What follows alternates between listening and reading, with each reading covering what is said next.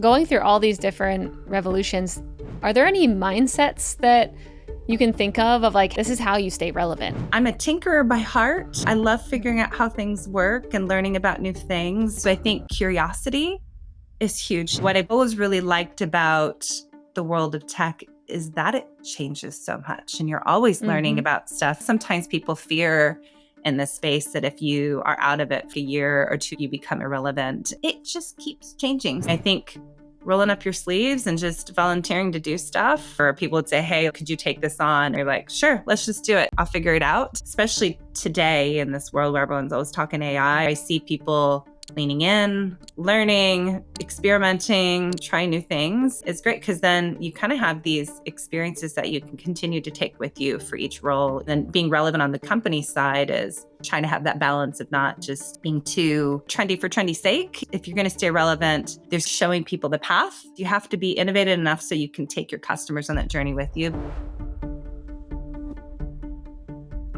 Hello, everyone. Welcome back to another episode of Marketing Trends. I'm your host, Stephanie Postles, CEO and founder of Mission.org. And today I'm really excited because we have Michelle Huff joining the show. She's the Chief Marketing Officer of Alteryx. Michelle, welcome to Marketing Trends. Thank you. Thanks for having me. Yeah, so this one's going to be a good one because I can't think of many guests who've been through as many tech revolutions that you have. And so I want to just start with that of like a bit about your background so our audience can hear about like how many shifts you've been through because it's going to paint the picture for the whole conversation. Yeah. So, it's interesting. I started my career in tech in the late 90s and my first major job was actually in the early days where we were all creating websites. And believe it or not, I remember, so our technology would take Word documents and automatically convert it to websites. And I remember being at trade shows and people would say, why would I want to read documentation on a monitor? And it's kind of mind blowing a little bit now, right? Like when you think about it. But it was really those early days where the creation of the technologies and people were moving off of things like front page or hand coding everything. And so, it was kind of like this new world of, wow, we could really digitize so many different things. And so I was at this small startup that grew and was acquired by Oracle. And then at Oracle, it was really about continuing with the websites, but people were building a lot more web applications and portals and e-commerce and, starting to collaborate more digitally. And so those were all kind of the technology sets that I worked with at Oracle, and then went from there to Salesforce. And so, it's kind of like back in those days, I felt like I was more in the middleware, all the tools that people use to build things. And then at Salesforce, it was really moving to this new thing of cloud. And what does that mean? And then, from the on-premise and from Salesforce, it was more of this end-to-end package kind of applications. And I worked in the world of data there as well. So had that whole journey and then went to my first. So along those ways, it was all around doing product marketing, product management, those types of functions. And then at Salesforce was leading product marketing, product management, eventually was the GM for the data cloud. And then went to my first chief marketing officer role and went to a company called Acton, which is more marketing automation. And so the evolution around, right, marketers and how tech-enabled we've become and what we do and all the apps that support it. And then I felt like, cherry on top was going to user testing where, it's kind of been like helping people build applications and tools to actually doing that in the cloud and then all the applications that people use. And then really user testing was about helping companies build and get feedback on everything that you've been building, everything that you're putting out there from customers to build these great experiences. And then since then, I've gone to Alteryx, kind of going back to my data roots. And so at Alteryx, it's CMO for that company. It's about all this world of messy data we all live in. And oftentimes people are trying, like, it's amazing how manual it is to kind of get insights out of it and then really drive reports, dashboards. And so Alteryx is kind of really in that whole area. I love it. Yeah, I was looking into Alteryx. I'm like, man, you're like putting this, like these superpowers into people's hands that only data scientists used to have, like be able to have access to. Like when I think about my old days in finance, we'd have to go and be like, we're trying to query data and who owns the database and who can actually read this. And it was only the data scientists who could look at this housing data. And when I was looking at Alteryx, I'm like, whoa, this would have been very handy to have back in 2011. No, totally. It reminded me a little of the web days where I remember people would say, oh, well, we're not going to let other people, like there's people who know how to write code. And then marketers would be like, hey, like there's an apostrophe. Can you go in and change these few words? And everyone's like, oh my gosh, can you just, so over time, you really kind of help, empower all the business. And really, I feel like there's a very similar thing with Alteryx, where instead of relying everyone to be the data scientists and IT, it's really the business users who have more power to build all of that. So yeah, there's somewhere I was like, oh, I can't believe I didn't know about Alteryx before joining. I could have used that before as well. Yes. So going through all these different revolutions, are there any mindsets that you can think of like how, you're like, this is how you stay relevant? And I'm sure you saw a lot of people get left behind through all these different periods. And so what do you think that, is unique to you, or the way that, your mindsets, your thinking that really kept you relevant through all these big changes that you got to see firsthand?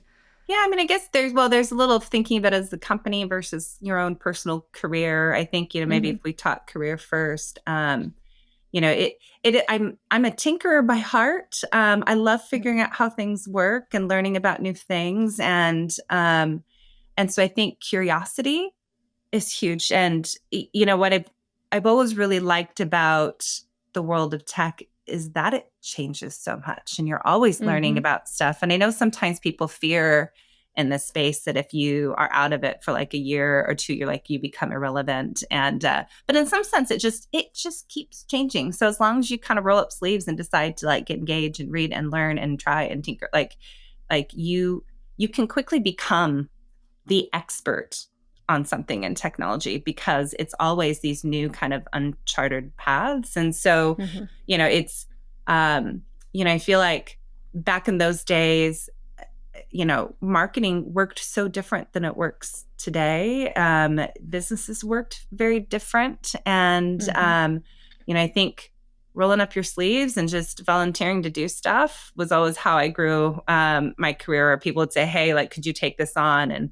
And there's this moment where you're like, sure, let's just do it. Like, I'll figure it out. And so, I think especially today in this world where everyone's always talking AI, and that's like a huge part of the disruption, where I see people leaning in, learning, experimenting, trying new things, is great, because then you kind of have these experiences that you can continue to take with you for each role, each job that you have.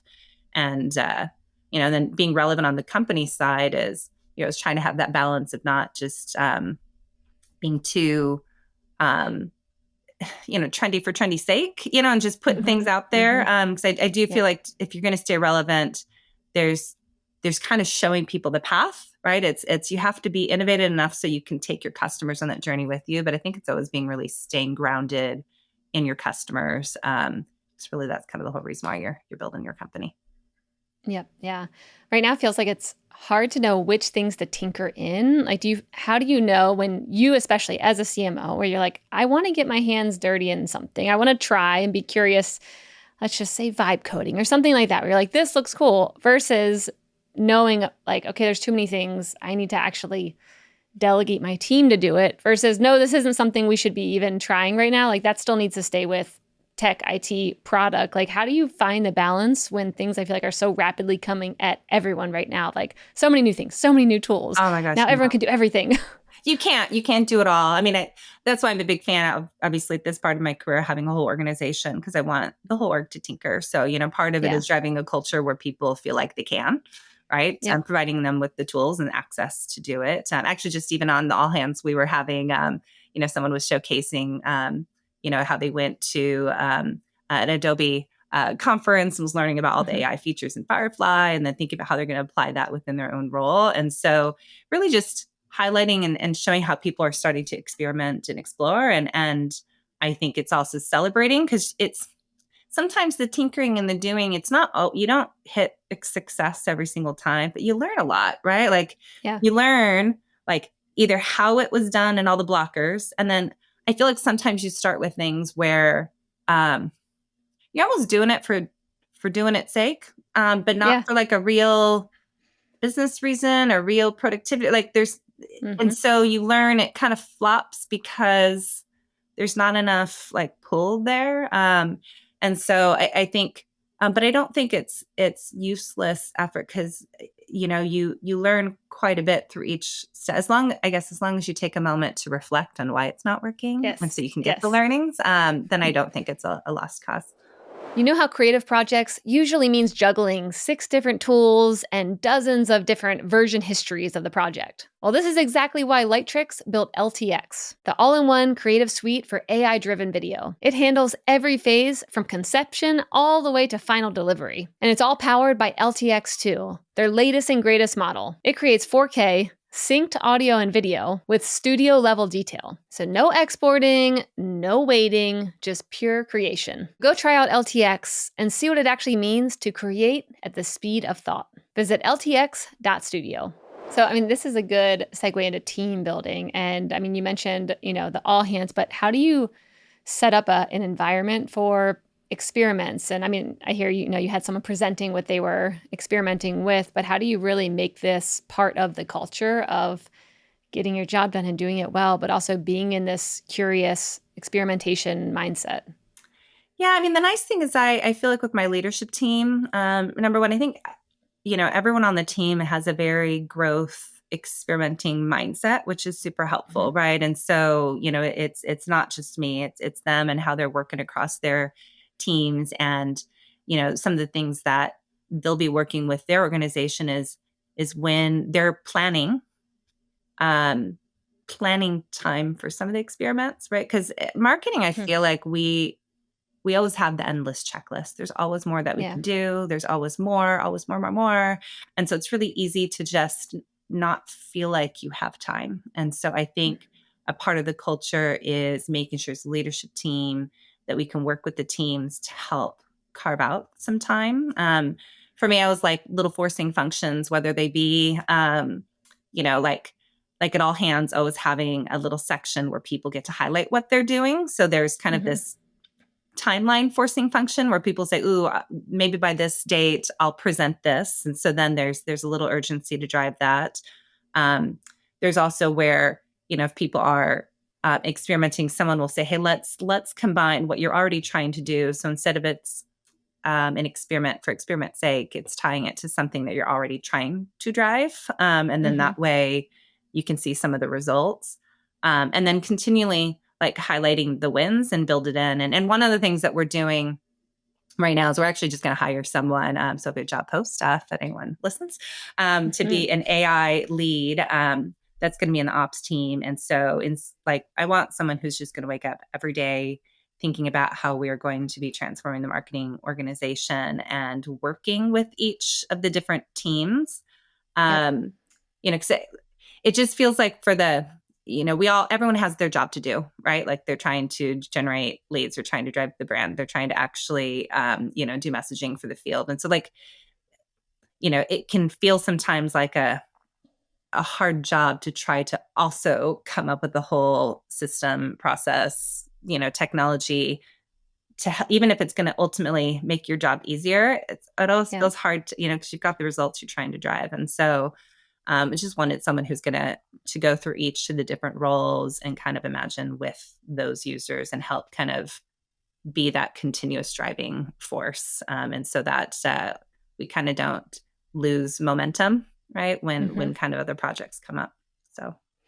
So for this role, is it, I'd love to hear more about this because I could see a lot of companies wanting roles like this to come in. Outsider perspective, you're not in the weeds in the projects, but how, are they working individually with a whole team, a certain member, and what kind of skills does this person have to think outside the box? That's, they're probably not maybe a product manager or a product marketing manager because then they're too in the weeds, or they need to be thinking more holistically, maybe at the higher level of marketing. But yeah, tell me how you're thinking about hiring this person and skill sets they need to have. Yeah, well, my head of marketing strategy and ops is the one that's hiring it into his org, and so we're going to put it in marketing ops. And so we've been talking a lot about the role, and obviously it's a new one. I think industries are kind of experimenting and tinkering, and so it does feel like sometimes I'm like, am I looking for a unicorn? But what I want is you do need someone who's going to be almost like startup mindset, right? Yep. Like thinking scrappy and know how to take, because I do feel like there's a lot of skill sets of people, and there's people who can take something from 0 to 1. And then there's people who can have something that's already built and like grow it. And then there's people who can like really optimize that. And it's hard to find someone who does all of that. But I feel like for this role, being able to take something from 0 to 1 is a really big, because you're really trying to, walk into a world where there's not a lot of existing templates, a lot of existing best practices, right? Like you have to just kind of create it. And so I want creators. You need to be someone who has a little of a product management mindset where, like the people who can actually go and talk to users and, other team members and ask about what their job's like and what are the pain points and what are the things, like how I think about AI is, I think so much of it's about automation, right? Like what people are starting to dream up is like, wow, we've lived in this world for years, right? Over the last few decades, where lots of manual things we've been able to actually automate it through workflows, right? Business processes, apps, all of these things. And so we all have this mindset of how to scale something through automation. I think what the biggest unlock for AI is suddenly there's all these parts of the process that requires a lot of manual data entry, a lot of times where it needs to stop and someone needs to make a judgment call and kind of put it in. And so what AI starts to unlock is like, wow, this is kind of automating human judgment. Is there ways where I can actually put that as a part of the process? And now I can actually automate something more end to end. And then if you're actually able to have AI semi-autonomously, autonomously start running some of these processes, doing some of that, using judgment to understand which one to run and when. I mean, this is kind of a whole unlock, but I think what the difference is you're now starting to think about organizational management. I think the roles of people in marketing will change where, I almost feel like it's almost like asking every person who owns a function on the team, like, if I hired you 5 more people, what would you do? And no one would say, I would have the person come in and I would have them just read everything on the internet. And I'd give them access to Salesforce and just have them like peruse Salesforce for a while and then like do good things, right? Like you would say, okay, well, actually, I want them to help. Like I'm going to break down like this role like into these different functions, and I'm going to have my intern, like this person's going to run this and this person's going to do this, and then I'm going to tell them what I need them to know, what I expect them to do, and then I'm going to inspect like that they actually understand and they're doing things the way that makes sense and provide feedback, right? And manage the process and that individual. And so I think AI agents is this shift of mindset of trying to think, are there parts like of a role that you carve out that you start to allow like an agent to do, but then the person who's running it has to train, has to actually, carve out the role, train, be able to inspect what's actually being done, but at the beginning, guide what needs to be done. And so in that spirit, I want that AI lead to work with each of these function owners, help dream up what those roles need to be, what tasks could actually be safely automated today, because not everything's going to be, and create these like AI agents. It's almost like I think I read how Satya Nadella had everyone Microsoft start to create org charts and be like, where would you put them? And I think Mm-hmm. that's an interesting mindset to say, like, where would you put them? I think like sometimes there's just even like my marketing team. One of the ones I just want to help fix is they come back from all these marketing events. And you get like all these like spreadsheets, and then they're having to do all this manual work of like figuring out, mapping to any notes that were taken from the event, and then being able to, if there's missing data, like help figure out if there's missing or if there's interesting titles, and then getting that uploaded into systems. And it's just a lot of like manual work that you can really automate and make it a lot of an easy, and it might not be something that we'd be able to hire for, like all these kind of functions, but yet it's a part of their job. And if they could hire someone, they probably would create that role. And so that's where we're starting to think of like, what would an agent kind of look like? Yeah. Yeah. So is there any areas of judgment that you have automated that maybe, even your team was like, I don't think you can. And you're like, look, like we did it. Or is it still very early days? Early days. I mean, there's ones where, you actually see it in different applications today. So one, I think you and I were talking about is we have with our SDR team. And so what that process tends to look like is where they're looking for potential prospects, right, to outbound. They'll look for all these different systems, right? You first go in and you find someone on LinkedIn, and then you go to ZoomInfo, and then you go into Salesforce to see if they're already in there, right? Like you're constantly checking all these different places. And then you end up using all of that insight to craft an email. And which is kind of the human judgment part. And so what we ended up doing was creating a workflow that takes the lead. So basically,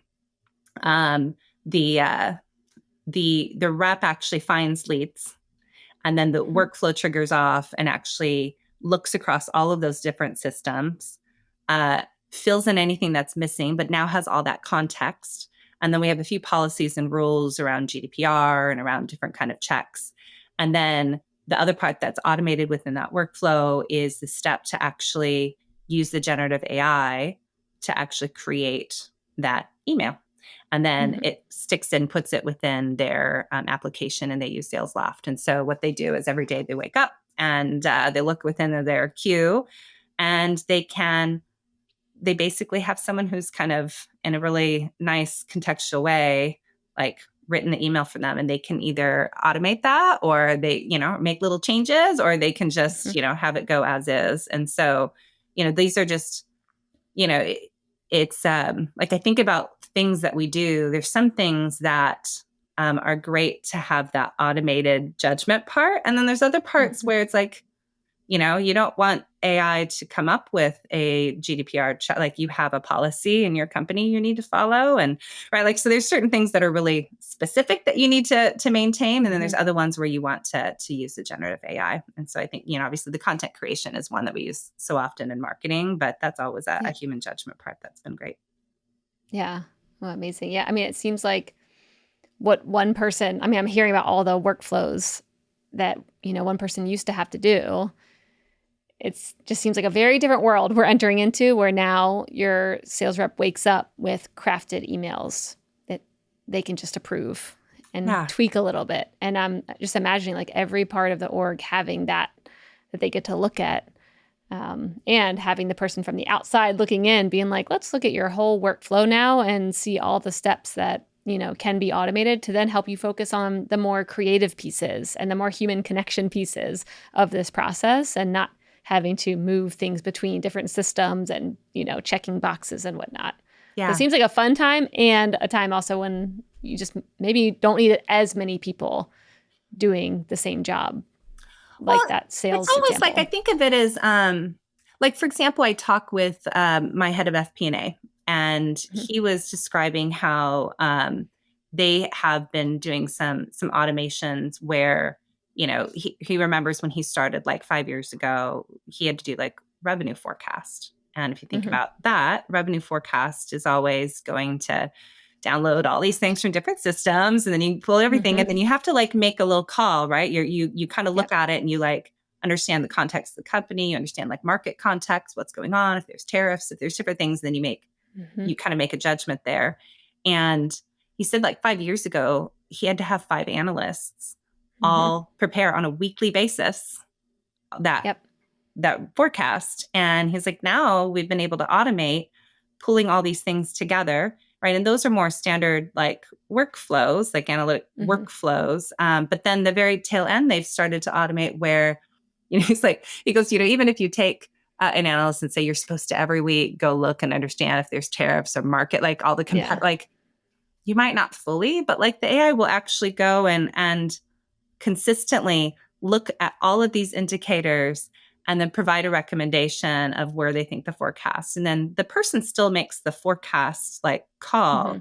But he's like, those 5 analysts that now we just have one, it's not like we don't need less people in FP&A. They're just now focused on things beyond this every week, pulling the data. So I think in my mind, it's the roles just evolve and shift, and you take on different kinds of workloads. I do feel like the marketers over time will end up feeling like they're managing, right? Like I think today people own applications, right? Like their job, they own a problem set and a function, and they also like they own the Marketo engine, or they own, right, like different parts. And I think that they'll say, oh yeah, and my team is made up, right? Like I own this, and then I have this job that I do, but I also have some agents helping, and there'll be a combination. I don't think everything ever gets kind of fully automated away. I don't think that kind of a world that I see happening.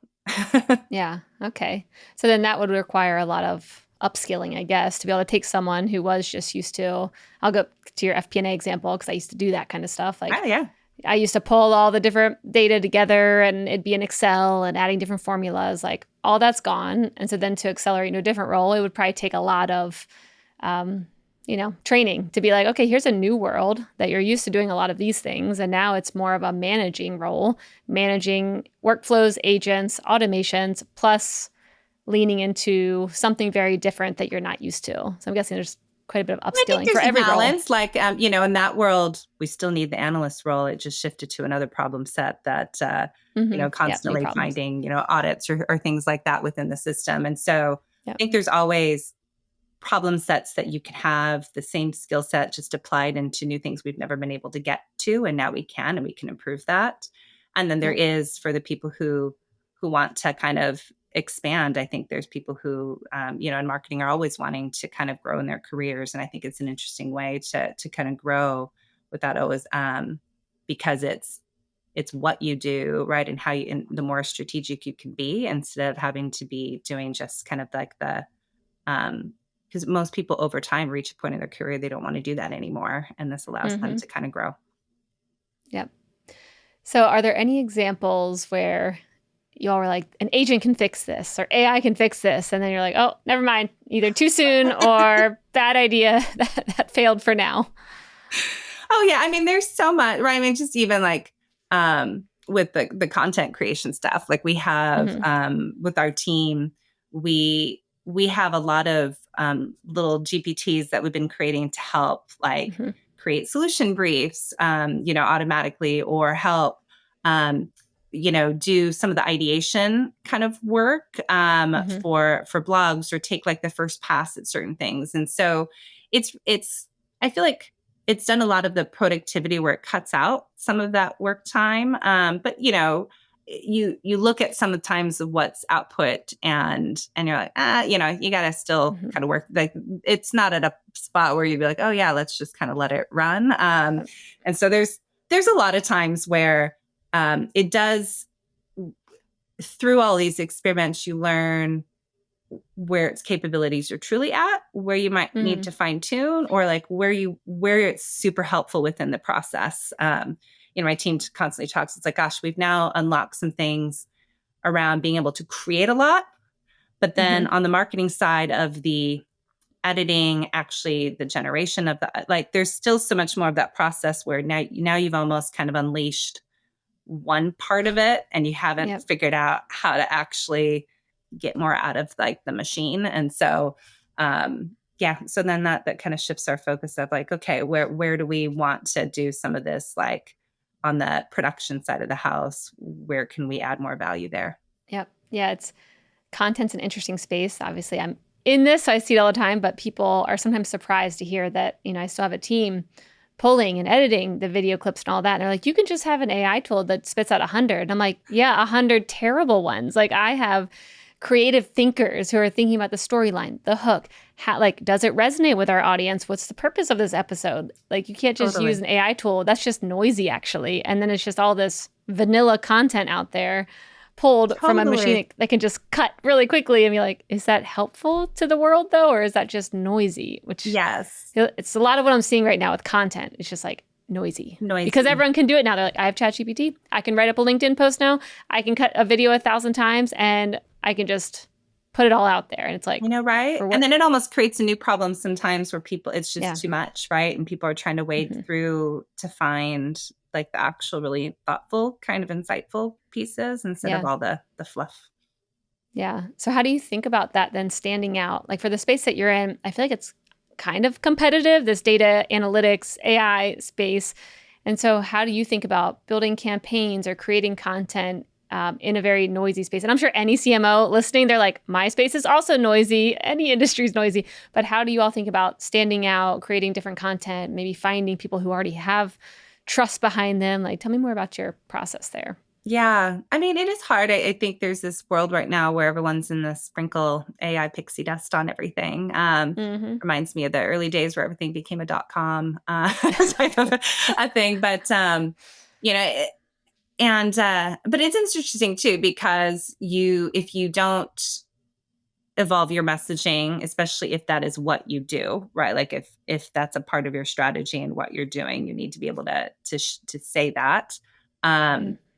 But it is hard because I think everyone casts kind of a broad net. It is everyone starts to sound kind of similar, and I think it does make it really Yeah. hard for buyers, customers to kind of understand this world. And so, I do feel like maybe what's lucky is with Alteryx, we are at a size and scale now where we have like a community of 700,000 people, which is amazing, 8,000 Wow. customers. And so, the whole brand and reputation of Alteryx has always been around empowering the people. And so we have all these people who have been able to really change their lives, their jobs, their like such community love. And I feel like that's such a important part of marketing, because I think, as you say, there's a lot of generic stuff that's out there, but I think Mm-hmm. telling stories and use cases from actual customers and things that they've Yep. done, I feel like that needs to be, that's how people kind of break through some of the noise, is really using like the people who have firsthand kind of knowledge, experience. And so that's some of the things that we're kind of working through with our marketing plan too. And it's really always been a big part of the Alteryx brand, but I think we really want to continue to emphasize that within our marketing. Yeah, that's amazing. It's interesting when I think about small businesses and entrepreneurs. Like we all know that everything comes from word of mouth. Every tool we use, everything that we're doing, it comes from people in the industry, friends being like, "Oh, this is a really good CRM or this is a really good data tool." But sometimes I do feel like enterprise companies forget and they treat customers as if this like they're different. They're because it's B2B, because it's just a different thing. But like they're all the same customers. They probably are in Slack channels, Substacks, talking to each other at events. And they're like, no, actually, this one's way better than the one that you're using.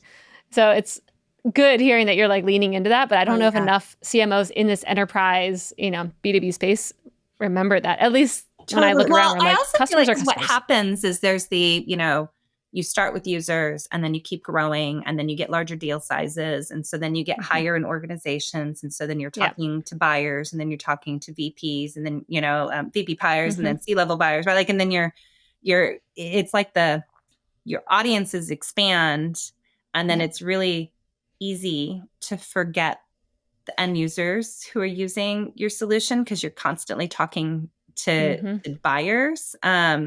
versus maybe the end user might just be an influencer of that buying decision. And I think it's important, I think that it's the hard balance that you have to, right, like to do. But some of the things that we're working right now is programs for all those different audiences and not forgetting about our community and our ACEs and making sure we have messaging kind of for all of them and programs for all of them. Because I think it's tempting to kind of forget about the user community because you just figure, like the buyer will just buy it and that's who we need to talk to. I hope you all have a good time in there. I know, right? Whoever's using it. But it's hard if it's, you can't just have it be like the marketing, because a great product experience, as you say, if someone goes, oh, I love this one versus that one, not because like I saw this amazing marketing campaign, right? Like it's because the problem set that you're trying to solve, you really enjoy how that solution, right, has helped you solve it. And so, it's something that as a company, you have to care, right, about that end user experience at the same time, from product to sales to marketing to the customer success side. Yep. So 700,000 people. That's a lot of people in a community. I know, right? Which I was like, whoa, I was not expecting you to have a community of that size. So tell me more about like, how do you all think about, how did you build it? How do you keep it a community? How do you make sure they all talk to each other and have a good time? How do you create experiences? I have so many questions about a community that big. And I know, tell me more. I have to give a lot of the credit, right? Because I just joined Alteryx about 4 or 5 months ago. And so, it's been a company that's been around for 20 years. They had amazing, grassroots effort. It's been truly a product that has changed how people have worked so much that some community members literally have a tattoo of Alteryx on them, which is kind of amazing, right? Like and they had just done the founders and a lot of the leaders before me had just done this fantastic job of really thinking about that user community and bringing them together and showcasing some of the things that they're achieving. And, a lot of people had grown their careers because of the solutions and really, they got to lead their organization and how they could solve problems in a different way. I think with our company, we've, used to be public, taken private, and we're, basically, driving a lot more in where we want to take this next chapter of Alteryx. And so, for me, I'm just even diving in and thinking like there's more we need to be doing around the community and our ACEs as well, and kind of reignite some of those, former programs and kind of the user love that we had. Yeah. Okay. So what are some of those former programs or ones that you think would still work today? Because I'm sure, if you look 20 years ago, how people build a community, I don't know if all of it would work now because there's just so much more noise and you really have to do, I think, more work to get people to come together, get in person, like, let's stoke this again. So what are you thinking now when it comes to, bringing back some of the oldies, the goodies, the things that are maybe new to, activate this community? Yeah. Well, I think, some of it is, around, I still feel like the in-person experiences are really important. And it's really where, and I do feel like even over kind of past pandemic, I think the hard thing is you can only be in so many places at the same time. So it really is like the people who want to be there will pay and go and spend their time. But usually that alone really means that the people who are there are way more engaged. And so I think that there's things that we're wanting to do to make sure to drive that kind of experience and continue to have assets and programs and things that people can go and feel like they've learned something, when they go home. And so I think a part of it is really just making sure we're looking at how do we take those types of events and bring some of it on the road. Sometimes it's easier to do things in more local areas.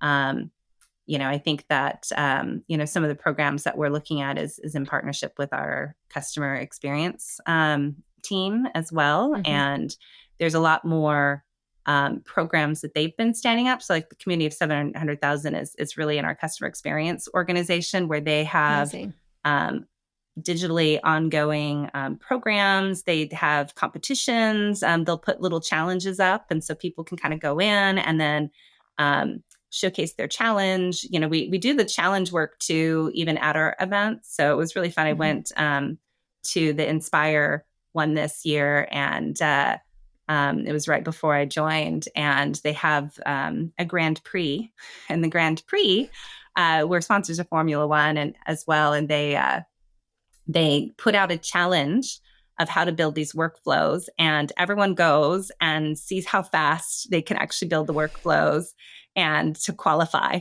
right? And then the people who had the fastest times qualified, and then they go on stage, and then they all compete to see who wins the Grand Prix, and people are out in the audience and they're cheering and they're just, for the person on stage. And so it's just such a fun way to engage the audience, but it's in a way that's training them and teaching them and showing them what's possible with the solution, which is kind of cool. And then that kind of continues within the community with all these different challenges. And I've had a lot of people say, like, they'll come in and it's just a great way of, even if you've never used it before, where you can kind of quickly get up to speed all on your own just by taking some of these challenges. And so, I think we're still at the early stages of how we would think of, are there other kind of programs beyond that to continue to build upon that. But we're working on our brand campaigns and really wanting to make sure that we kind of showcase, our buyers and our users as well within programs. And we have some social campaigns for our users too. Amazing. Yeah, there's a book I'm reading now. I think it's called Grassroots to Greatness, and it's about community building. And it's interesting because it kind of touches on these pieces that you're talking about. It's like how to build a great community. And it talks about having autonomy, like knowing how to navigate yourself and like choose your own adventure and your own path through the community. It talks about education, learning something that you can take home with you, and you know that you're getting better because of the education. It talks about energy and excitement of like, you have to create energy. It won't just create itself. So you have to create the moments for energy to happen all throughout the entire experience, in person, online, everywhere. The other two I can't remember, but anyways. I love it. I'll check out the book. Yeah.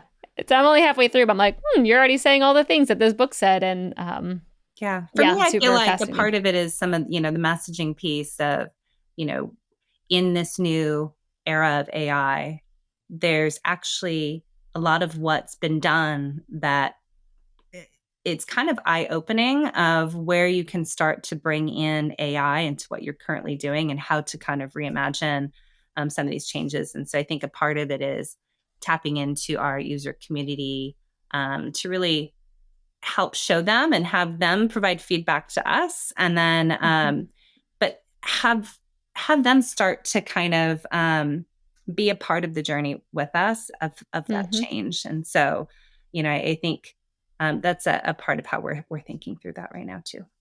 Yep. Yeah, that's another part, is letting your community be the hero of the story, and then recognition was like recognizing them in front of their peers. That was also part of it. Good memory. Good memory.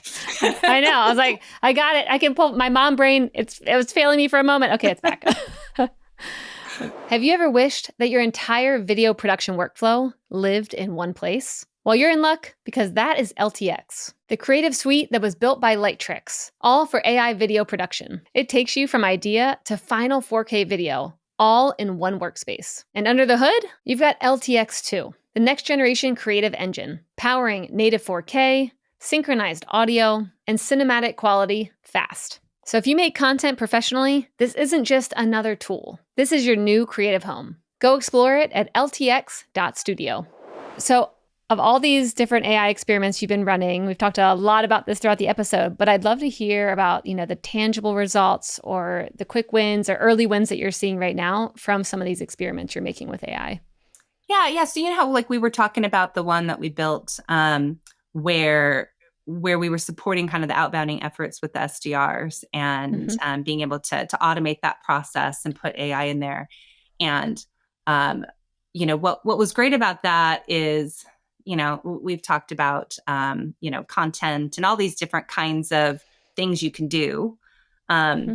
what's great about starting some experiments that's more middle of the funnel is you just get more tangible kind of quick results because you can quickly see, hey, are these efforts getting you more opens, getting more, lifts? Are you converting more into pipeline? And so what's been awesome is we didn't want to just suddenly unleash. So we've been continually kind of opening it up to more people, expanding more of the opportunities. But we were seeing on that first round a 7% lift in our leads from this actual change, which was pretty awesome. And we decided, because outbound can be hard because maybe that month is different than the next. And so we have something called user gems, which takes existing users. And so we even benchmark the difference between when we were not using it versus when we were using it. And we were seeing a 4% improvement, which was pretty cool. And so as we've been continuing to roll that out, we've added more AI to even how we prioritize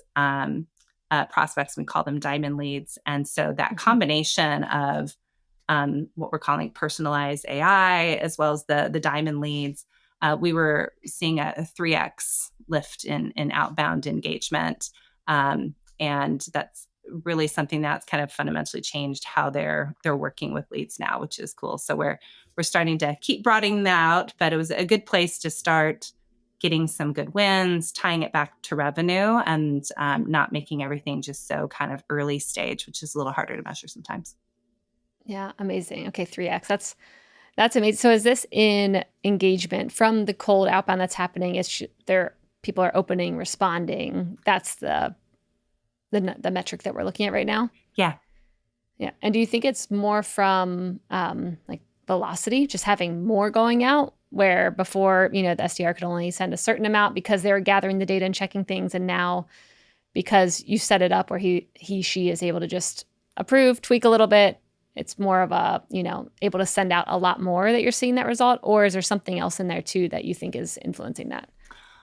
I mean, what we were seeing is it's, because even when we were taking up the user gems, it's comparison. It was also just how we were personalizing. And so, it's because the automatic kind of generation of the note was taking in all of these factors. So if they've actually used us before and how they've used it and their current role and the company that they're at, and if we've had any experience, if they are, for example, if the solution is being used somewhere else in the company. And so there's all these little factors that can help better personalize the outreach and make it much more tangible. And so that research does take a lot more time. And so, I think we were getting better open rates versus not. So it's the message is resonating more. And then potentially, getting higher volume through also helps with that lift as well. Yeah. Yeah. That's a lot of data that it'd be hard for a human to pull all of that on a per lead basis of, it's one of their departments using it within your company. And here's something on LinkedIn I saw, there's so many data points to pull in. Yeah. So I can imagine why, you all are seeing such good results with that. Yeah. Okay. So I want to now do the lightning round with you. We do this in every episode. I'll send a question your way and you have a minute or less to answer. Are you ready, Michelle? Sure. Sure. Okay. What is a marketing belief that maybe you held 10, 15 years ago that now you think is just completely wrong? Oh, that's interesting. I think I used to have a belief that like in almost the ta-da moments, right? Where you spend all this time and then you're like going to like the field or whatever and you're like, and this is what we built.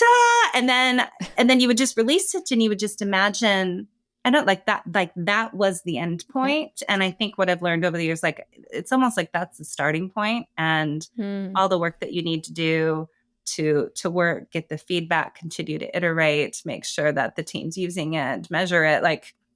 I think my understanding of what needs to have happen and that's the starting point has really changed. Yeah, well, that's a good one. What is a KPI that you look at more now than you ever did before? And what's one that you don't rely on as much? Maybe the new one is the AE the AI search engine results. So the referral traffic from AI versus search is one that we were actually just taking a look at all hands. I think that one is definitely, search traffic's been very much disrupted. So being able to better understand, well, actually what is coming, and we're being able to look at, okay, of that cohort that comes, they are staying longer, they are converting better, so we're really trying to understand the audience more and paying attention to it, obviously, a lot more. Maybe one that I'm not as much, I think it's always kind of the back and forth where, marketing, we do so much that it's really tempting to have metrics that are activity based and to celebrate like the activities, and really trying to move towards like outcomes. And so, you want to celebrate the effort and the work, but really sometimes it's trying to figure out ways to maybe you don't have to do as much, but get bigger impact. Yep. I love that. That's probably music to many people's ears that are listening. I'm like, that's better. Let's focus on outcome, impact. Who is a marketing or a business leader that you think is ahead of their time? And you can know them or not know them. I think I was reading some articles about the Autodesk CEO, and I don't know her, or not CEO, CMO, and I don't know her, but I feel like it's she's been doing some really interesting things and thinking about an audience or a technology where, it's for a lot of those CAD drawings and engineering, and she's really started to create some interesting activations and sponsorships of, I think it was like the LA, like the Olympics that are coming, and it's all like the buildings that they're creating sustainability. So I just think she's coming up with pretty innovative ways to engage and be relevant with her brand. So I thought that was pretty interesting. Yeah, I think we had her on one of our podcasts maybe 5 years ago. So this is a good reminder I should get her back on, see what she's up to. Yeah, I was reading articles. She's doing some cool stuff. Yeah. What is a book that you've read, and it could be at any point in your career, that really stuck with you, helped you either with leadership, marketing, anything in the world of business? I don't know, my new favorite one. I don't know if have you read the Let Them Theory by Mel Robbins? No, I want to. I've heard it's very good. Yeah. Is it good? So good. Okay. Yeah. I think there's great, just great tidbits. I love her, like how she just simplifies and says something. She's got a good podcast to listen to. And, it's so much of it is like, I've always just been such a big believer of, especially marketing, you always try to control so much and really like the only thing you can have complete control over is how you choose to respond to something. And so, there's that own, like how you choose to see it, frame it, react to it, is all in your power. And she just does such a nice job explaining. And so many people that I talk to who've read the book, they're like, oh my God, that's completely changed how I reacted during this whole experience or how I think about my job. So if you haven't read it, I think it's such a great one. I'm going to read it now. I think I've had a couple people actually recommend this book, and I have such a big pipeline of books on my. Oh yeah, no, but it's good. It's good. I'll bump it up. I'll bump it up. Personal life, parenting as well as for leadership. Okay. Being it's all good. Yes to all of those. What is a daily habit that helps you reset after a crazy day? I always still do the family dinner thing, and I love it. Talked about my kids about their day and hubby, and just take the time to do it. I think it's really hard when events and everything starts getting crazy, but it helps me just kind of turn certain things off and focus on family and hearing about their day. I always try to get them, because they're at the age where they don't always share a lot, and you like get one-word answers, and someone was like, tell me a story about your day. And so I think those ones are fun. Oh, how old are your kids? 9 and just turned 14. Okay. Yeah. I've got 2 5s, a 7, and 2 7s, 2 5s, 2 7s. Oh, and they also, it seems like kids just don't remember their day. When you're like, what'd you do? They're so in the present moment that they're like, I don't know. I'm doing what I'm doing right now. That's my day. I know. I also asked what did they learn and who to play with. And then I evolved it to tell me a story about your day. Yeah. I always try what's something fun you did with your hands today? What's something fun you did with your feet? To try trigger memories of being like, oh yeah, I did do a drawing today. It kind of works. 50% of the time it works sometimes. All right, last one. The future of marketing belongs to leaders who blank. think stay grounded in their customer needs and problems. Nailed it.